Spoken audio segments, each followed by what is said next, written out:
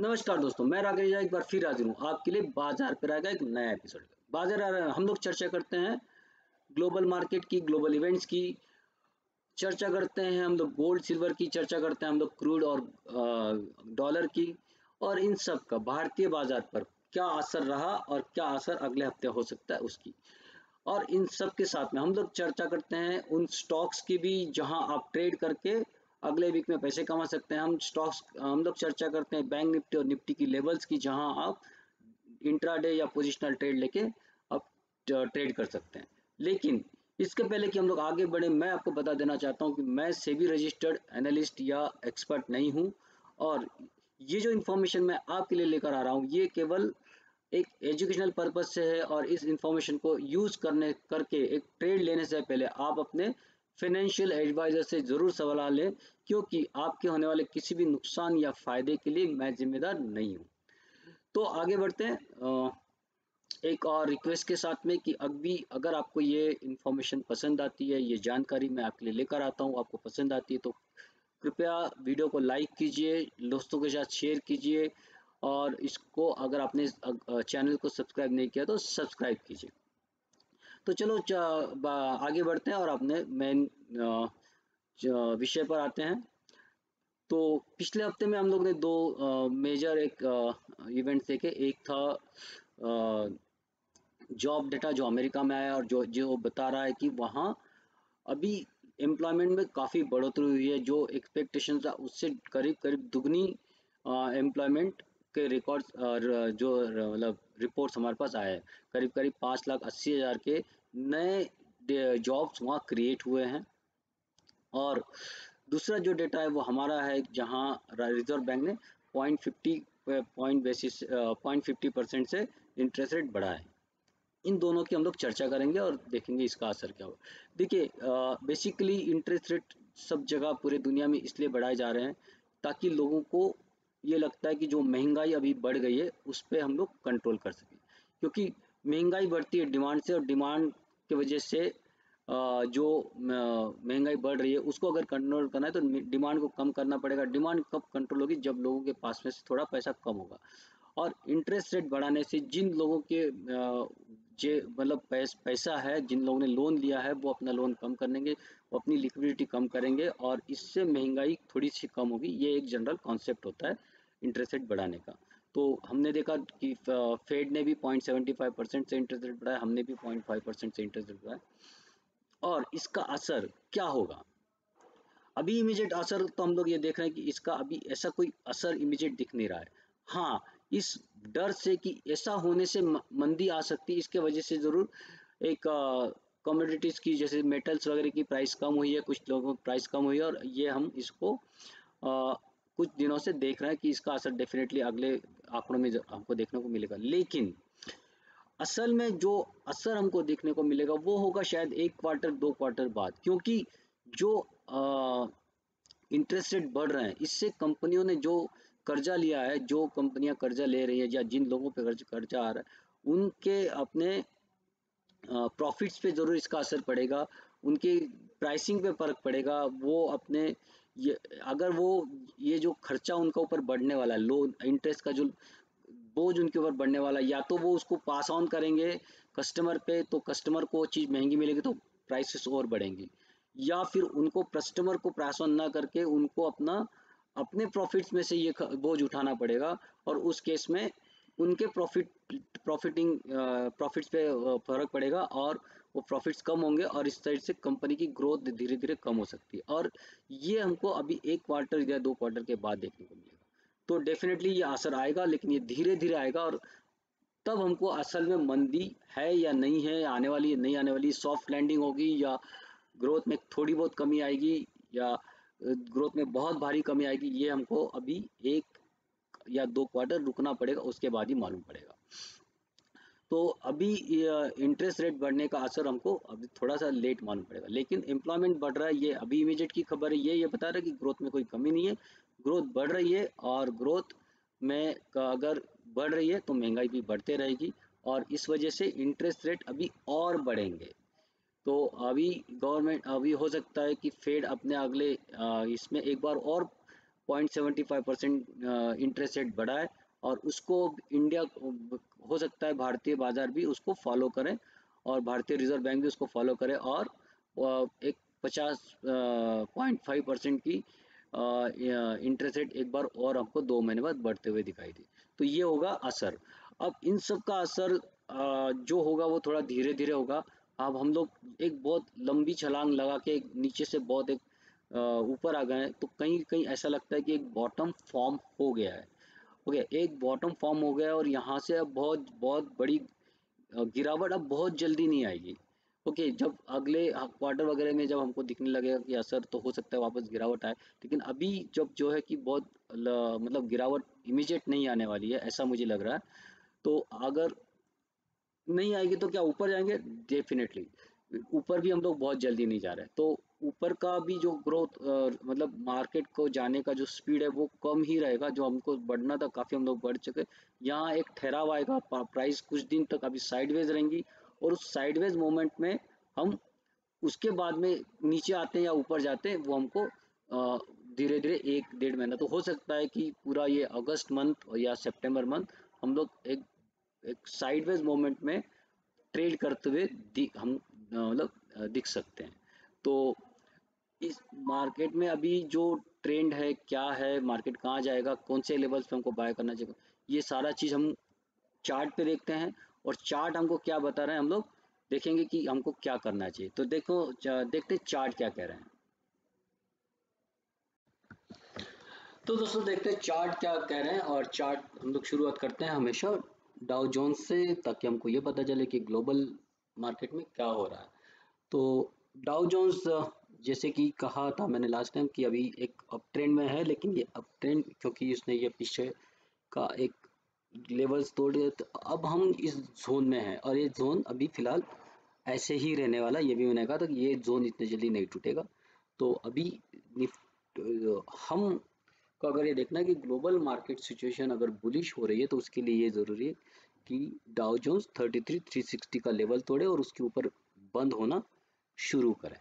तो ये जब हो जाएगा, तब हम लोग कह सकते हैं कि अब एक रिवर्सल ग्लोबल मार्केट में आया है, और ग्लोबल मार्केट का रिवर्सल आएगा तो हमारे यहाँ भी उस रिवर्सल को हम लोग देख पाएंगे। लेकिन तब तक फिलहाल हम लोग इस साइडवेज मूवमेंट को वॉच करेंगे और देखेंगे कि होता क्या है, क्या यहाँ से ये ऊपर जाएगा, या यही जो रेजिस्टेंस लेवल्स हैं उनको पकड़ के ये वापस नीचे आएगा। इनफैक्ट मैं थोड़ा सा इसको थोड़ा सा चेंज करना चाहूँगा, यहाँ तक लेके आते हैं हम लोग इसको। ओके, तो ये 33,269 के आसपास का है। ओके, अब हम लोग नैस्डैक को देखते हैं। नैस्डैक ये बेसिकली न्यू टेक्नोलॉजी फॉर्म को, कंपनीज को दर्शाता है। और हम लोग ये देखेंगे कि ये ट्रेंड लाइन जो मैंने लास्ट वीक में ड्रॉ की थी, और मैंने कहा था कि ये यहाँ तक हमको जाते हुए दिखता है, और एग्जैक्टली देखिए उसने वहीं टच किया, वहाँ से ये वापस नीचे आया। लेकिन फ्राइडे हम लोग ने इसको एक वापस से ऊपर आते हुए देखा है, और यहाँ से ये अगर ऊपर निकलता है तो वहाँ हमको डाउ जोन्स में भी ये चेंज ऑफ ट्रेंड दिखेगा, और यहाँ भी। तो ये वीक हमारे लिए एक डिसीजिव वीक होगा, जो हमको बताएगा कि क्या हम डाउन ट्रेंड में कंटिन्यू रहेंगे या उस डाउन ट्रेंड से बाहर निकल रहे हैं। बात करते हैं यूके, जो मतलब यूरोप मार्केट की। तो यूरोप मार्केट ने भी एक अच्छी खासी इस वीक में साइडवेज मूवमेंट दिखाया है, नॉट सो ग्रेट। गिरने से कोई नहीं है, मतलब है वही है। वीकली चार्ट पे देखेंगे तो कोई चेंज नहीं है। डैक्स में भी वीकली चार्ट पे देखेंगे तो कोई खास चेंज नहीं है, वहीं के वहीं है। ओके, और निकाई ने ज़रूर एक अच्छी खासी मतलब एक ट्रेंड हमको पिछले 4-5 दिन में दिखाया है, और लास्ट दिन में खास करके एक अच्छी खासी बढ़त यहाँ आती हुई दिख रही है। हांगकांग और चाइना, ये दोनों ने भी एक कोई खास, यहाँ हम लोग देखेंगे तो साइडवेज वीकली बेसिस पे अगर देखेंगे तो ये दोनों भी एक साइडवेज मोमेंटम में ही है, जहाँ से शुरू हुए थे वहीं आके बंद हुए। तो हम ये देख सकते हैं कि पूरे ग्लोबल मार्केट में लास्ट वीक में कोई बहुत बड़ी हलचल नहीं हुई है, और एक मार्केट अब जो है जो मोमेंटम है वो स्लो हो गया है। अब ये स्लो मोमेंटम कितने दिन तक यहाँ टिकता है वो हमको देखना होगा।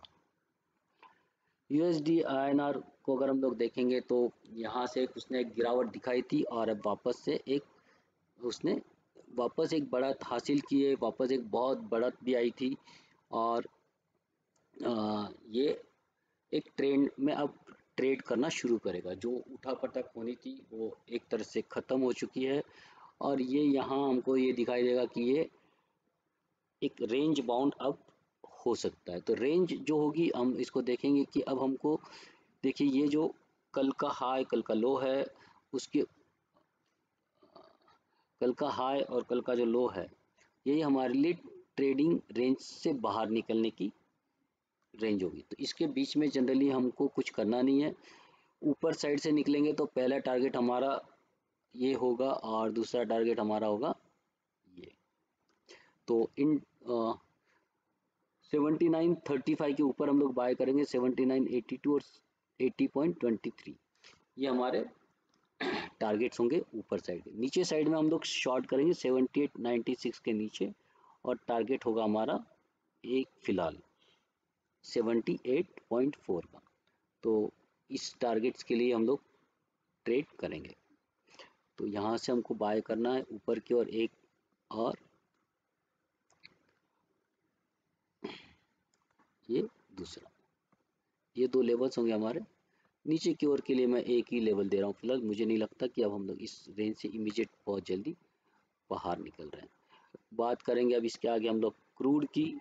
तो क्रूड में जो है एक अच्छी खासी गिरावट अब आ चुकी है और अच्छी खासा गिरावट के बाद में ये गिरावट की वजह ये है, इसको समझना चाहिए। गिरावट की वजह क्या है? हम लोग ने एक बहुत लंबी एक उछाल देखी और उसके बाद में एक बहुत अ, एक गिरावट भी देख रहे हैं।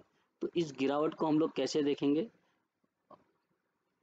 देखिए मार्केट में एक चीज़ समझना पड़ेगा कि जो क्रूड ऑयल है उसकी प्राइस तय होती है डिमांड से और डिमांड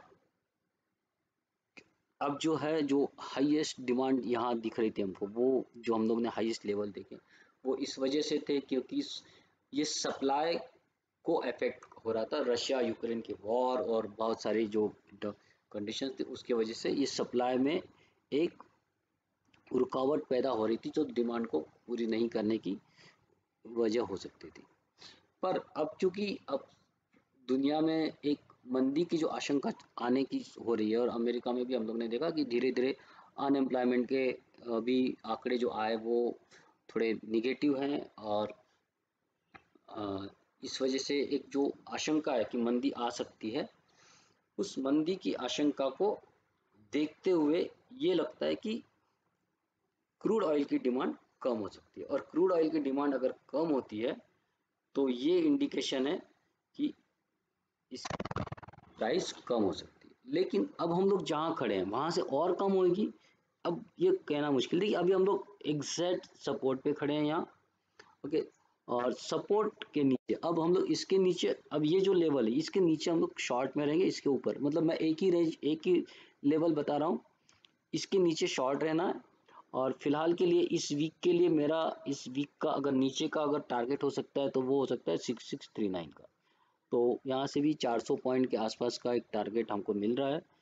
यहाँ से अगर नीचे शुरू करते हैं तो हम लोग को यहाँ से शॉर्ट करना ये लेवल के लिए। और बाय हम लोग को एक बाय आता है तो बाय बड़ा लेवल भी आ सकता है।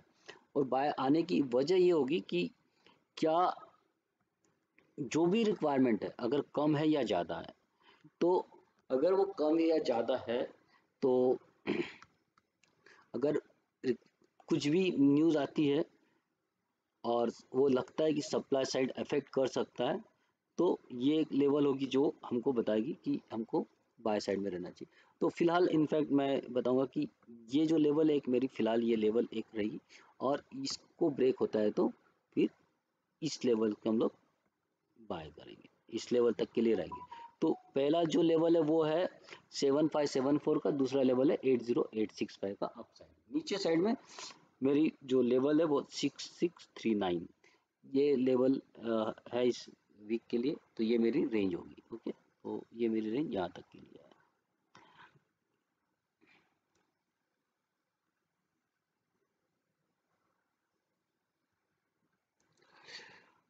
बात करते हैं गोल्ड की। गोल्ड मैंने कहा था कि शायद इसका बॉटम बन चुका है और हमने देखा कि बॉटम बनने के साथ ही एक अच्छी खासी अपमूव हम लोग ने यहाँ आते हुए देखी है।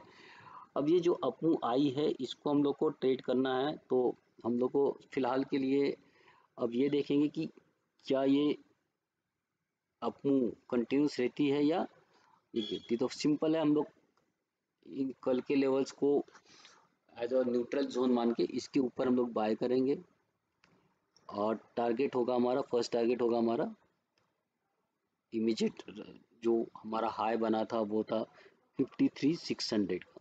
ओके, तो ये मेरा इमीडिएट लेवल पे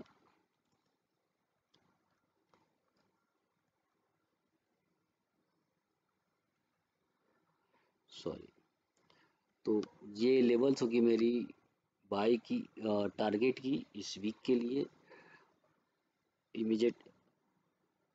तो हम लोग इसके ऊपर बाय करेंगे और ये हमारा टारगेट होगा। ओके, हम लोग शॉर्ट करेंगे यहाँ और टारगेट होगा हमारा ये वाला, तो इसके नीचे शॉर्ट करेंगे और टारगेट होगा हमारा 50,400 का। ओके, फिर बात करते हैं सिल्वर की। और सिल्वर में देखिए एक लास्ट मंथ जो सॉरी लास्ट वीक रहा वो एक साइडवेज मूवमेंट का रहा, और साइडवेज मूवमेंट में अप जो मेरा अप साइड का जो वो लेवल्स थे वो अटेंड वही हुए, और नीचे साइड में हम लोग ने कुछ नहीं किया। अब यहाँ से हमको इसके ऊपर बाय रहना है, मतलब 58,400 के या 50,500 के ऊपर हम लोग बाय रहेंगे। टारगेट हो गया हमारे 60,500, तो 58,500 के ऊपर 60,500, मतलब 2,000 पॉइंट का यहाँ एक मूवमेंट ऊपर की ओर हम लोग देख सकते हैं। नीचे की ओर टारगेट्स हमारे जो सेलिंग लेवल्स रहेंगे वो सेम रहेंगे। हमको शॉर्ट करना है नीचे की ओर 57,100 के नीचे, और टारगेट्स होंगे हमारे 55,960। ओके, और उसके अगर और नीचे जाता है तो अगर इन केस, तो ये भी हमारे लिए एक लेवल है जहाँ तक ये जा सकते हैं। तो हमारी वीकली रेंज हो जाएगी थोड़ी सी बड़ी, 54,000 से लेके 60,000 तक। ओके, तो ये जो लेवल है ये मुझे इस वीक में आते हुए दिखती है। बाकी मार्केट कैसे बिहेव करता है देखते हैं। बात करते हैं हमारी निफ्टी की। तो देखिए निफ्टी में एक अच्छा खासा बड़ा मूवमेंट आया, और मैंने आपको ये भी लास्ट वीक ही बताया था कि ये लेवल टूटा है, और इस लेवल टूटने के वजह से हम लोग अब एक अपसाइड मूवमेंट में आ गए हैं। चैनल ब्रेकआउट हुआ था और चैनल ब्रेकआउट में हम लोग ने अ, दिया था। अब हम लोग बात करेंगे अ, इस वीक की। तो इस वीक में आपको करना क्या है, देखिए इस वीक में अब हम लोग एक 15 मिनट का जो चैनल देख रहे हैं वो एक डाउनवर्ड चैनल बना हुआ है, और ये डाउनवर्ड चैनल में अब हमको ये देखना है कि हमको कहाँ बाय करना है। तो हम लोग 17,400 के ऊपर हम लोग बुलिश रहेंगे, 17,400 के ऊपर बुलिश रहेंगे। 4,000 सॉरी 17,480, मतलब ये समझो 17,500 और 17,600, ये दो लेवल्स के लिए हम लोग इसमें बुलिश रहेंगे। नीचे की ओर अगर हम लोग को सेल करना है तो 17,380 के नीचे हम लोग शॉर्ट करेंगे। 17,347, 17,264 और 17,200, ये इस लेवल के लिए हम लोग शॉर्ट रहेंगे। ये हो गया वीकली। देखिए मैं मंथ आपको डेली भी वीडियो आपको डेली लेवल्स भी आपको बताता हूँ। तो मंडे का लेवल्स मैं अभी बता दे रहा हूँ, क्योंकि मंडे शायद मैं वीडियो अपलोड नहीं करूँ क्योंकि मैं वैकेशन पे हूँ। तो मंडे में आपको एक ही काम करना है कि आपको 17,400 के ऊपर बाय करना है, 17,500 के अपर टारगेट के लिए, और 17,380 के नीचे आपको शॉर्ट रहना है, 17,388 और 350, ये दो लेवल्स के लिए। और शायद प्रोबेबली हम लोग मंडे एक साइडवेज मोमेंट ही देखने को देखेंगे।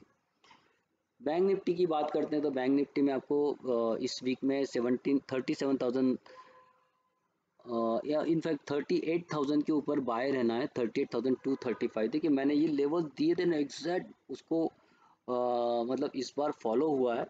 और जो लेवल्स मैंने हायर साइड में दिए थे वहीं से मार्केट नीचे आया, फिर एक बार आया, लेकिन वो दोनों और भी हमारे लेवल्स काफ़ी मतलब फॉलो हुए।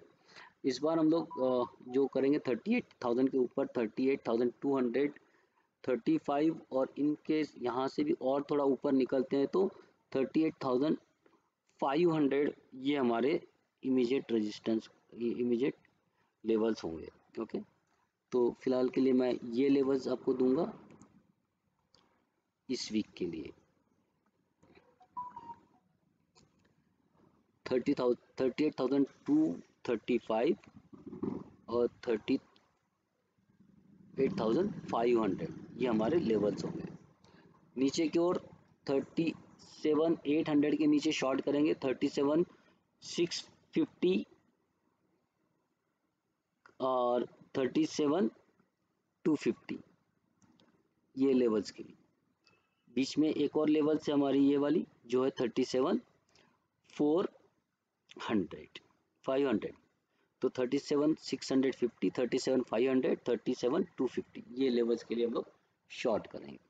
अब बात करते हैं कुछ स्टॉक्स की जो हमने लास्ट टाइम दिए थे। देखिए जो एक मैंने पीडीलाइट हम लोग मैंने कई समय पहले दिया हुआ है और वो कंटिन्यूस एवरी वीक हमको एक नई हाई करके दे रहा है। इस वीक में भी हमने देखा करीब करीब वो 8% की इस हमको इसमें बढ़ोतरी मिली, और वो हमारे अगले टारगेट के लिए 2774 के और जा रहा है। फर्स्ट टारगेट जो था 25 का वो क्रॉस हो चुका है और it is now trading toward 2774। फिर बात करेंगे विनाती ऑर्गेनिक्स, इसने भी हमारा हाई पिछले वीक में टच किया था। जो हाई दिया था वो हमारा लास्ट वीक अचीव हुआ था, और इस वीक में हम लोग वापस से थोड़ा सा नीचे आ गए, फिर हम लोग ऊपर आ गए ऑलमोस्ट हमारे वापस। ठीक है, फिर धानी जो मैंने लास्ट वीक में आपको सजेस्ट किया था, इस वीक में उसने 22% का रिटर्न दिया है। और HEG जिसको भी हमने लास्ट वीक में ही दिया था वो आपका हाई, इसने भी हमारा फर्स्ट टारगेट को अचीव किया है ऑलमोस्ट मैं कहूँगा नॉट। तो यहाँ हमको करीब करीब 13.5% का रिटर्न फर्स्ट डे ही मिल गया था। ओके, तो अब मैं आपके लिए लेकर आया हूँ 3 स्टॉक जो होंगे। एक है NLC, this is company basically into the coal supply, और बहुत बढ़िया कंपनी है, और हमको पता है एनर्जी की अभी बहुत रिक्वायरमेंट है, और ऑयल के जगह भी कोयल बेसिकली कोल काफ़ी यूज़ हो रहा है, कोल हमको इंपोर्ट करना पड़ रहा है, ये कंडीशन है। तो इसलिए यहाँ एक अच्छी खासी अपसाइड यहाँ हमको बनते हुए दिख सकती है। तो हम इसमें ट्रेड करेंगे 7260 के क्लोज के ऊपर, मतलब जो क्लोज है लास्ट उसके क्लोज के ऊपर हम बाय करेंगे। टारगेट होंगे हमारे 77, 80 और 90 के। ओके, फिलहाल मैं आपको यहाँ तक के टारगेट दे रहा हूँ। स्टॉप लॉस होगा हमारा 68।